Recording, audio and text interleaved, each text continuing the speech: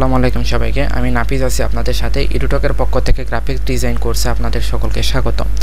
আজকে আমরা যে বিষয়টা নিয়ে কথা বলবো সেটা হচ্ছে রাস্টার গ্রাফিক এবং ভেক্টর গ্রাফিক। তো আমরা ফটোশপে চলে যাই। তো এখানে আপনারা একটি ইমেজ দেখতে পাচ্ছেন যে ইমেজের এক পাশে দেওয়া আছে রাস্টার ইমেজ এবং আরেক পাশে দেওয়া আছে ভেক্টর ইমেজ। তো রাস্টার ইমেজ কী জিনিস সেটা একটু বোঝার চেষ্টা করি। রাস্টার ইমেজ হচ্ছে ইমেজের সেই অবস্থা যেটা পিক্সেলেটেড হয়ে যায়। তো রাস্টার ইমেজ হচ্ছে যেগুলো পিক্সেল নির্ভর।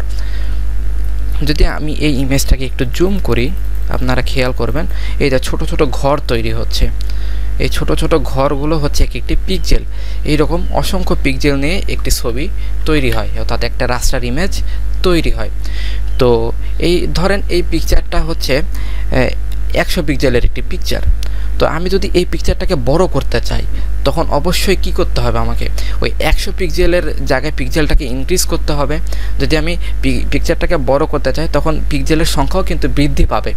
যখন পিক্সেলের সংখ্যা বৃদ্ধি পাবে তখন ইমেজটা কিন্তু ধীরে ধীরে ফেটে যাবে, অর্থাৎ কালারের যে কম্বিনেশনটা সেটা কিন্তু একটা তারতম্য ঘটবে।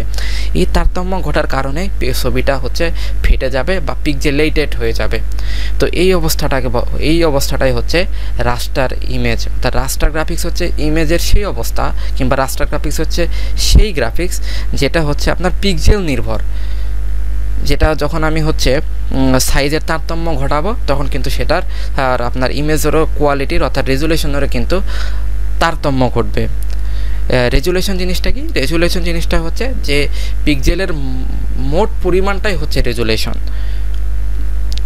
তো যখন আমি ইমেজকে ছোটো বড় করব রেজুলেশনের তারতম্য ঘটবে, আর রেজুলেশনের তারতম্য ঘটলে কিন্তু আপনার হচ্ছে ইমেজটার কোয়ালিটিটাও খারাপ হয়ে যাবে। তাহলে ভেক্টর গ্রাফিক্স জিনিসটা কি? ভেক্টর গ্রাফিক্স হচ্ছে একটা ডিজিটাল আর্ট যেটা ম্যাথমেটিক্যাল ফর্মুলা ইউজ করে তৈরি করা হয়। তো এটা পিক্সেল নির্ভর না, ভেক্টর ইমেজ পিক্সেল নির্ভর না। আপনি যদি ইলাস্ট্রেটরে কোনো কিছু ডিজাইন করেন সেটা কিন্তু খুব সহজে ফাটে না। আর কিন্তু যখন ফটোশপে নিয়ে যখন আমরা কোনো ইমেজ নিয়ে কাজ করব তখন সেটা কিন্তু একটা সময় গিয়ে কী হয়, ফেটে যায়। বাট ইলাস্ট্রেটর বলেন, কোরাল ড্র বলেন, এই জাতীয় সফটওয়্যারগুলোতে যখন আপনি ভেক্টর নিয়ে তৈরি করবেন সেটা কিন্তু কখনো ফাটবে না, অর্থাৎ পিক্সেলেটেড হয়ে যাবে না। এখানে হচ্ছে আপনার পিক্সেল নিয়ে কোনো ভয় নেই, কারণ আপনি এই ভেক্টর গ্রাফিক্সকে কিংবা ভেক্টর ইমেজকে যতই ছোটো বড় করেন না কেন এটা কখনো হচ্ছে আপনার রেজুলেশন কিংবা সাইজের তারতম্য ঘটবে না।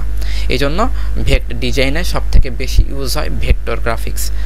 তো ভেক্টর গ্রাফিক্স সব জায়গাতে ইউজ হয়, প্রিন্ট মিডিয়া বলেন, ব্র্যান্ড আইডেন্টিটি বলেন, ইলাস্ট্রেশন বলেন, সব জায়গাতেই প্রায় ভেক্টর গ্রাফিক্স ইউজ হয়।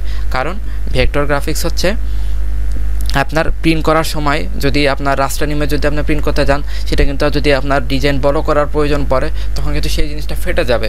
কিন্তু যখন আপনার ভেক্টর গ্রাফিক্স যদি প্রিন্ট করেন সেটা কিন্তু ফাটার কোনো সম্ভাবনা নেই, অর্থাৎ ফেটে যাওয়ার কোনো সম্ভাবনা নেই। তো তাহলে রাস্টার গ্রাফিক্স কোথায় ইউজ হয়? তো রাস্টার গ্রাফিক্স হচ্ছে আমরা ওই সমস্ত জায়গায় ইউজ করা হয় যে জিনিসগুলো কখনো প্রিন্ট হবে না।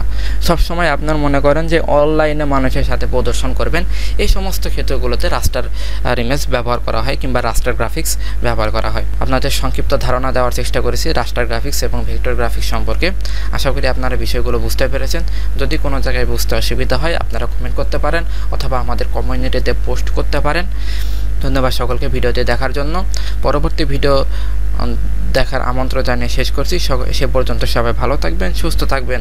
খোদা হাফেজ।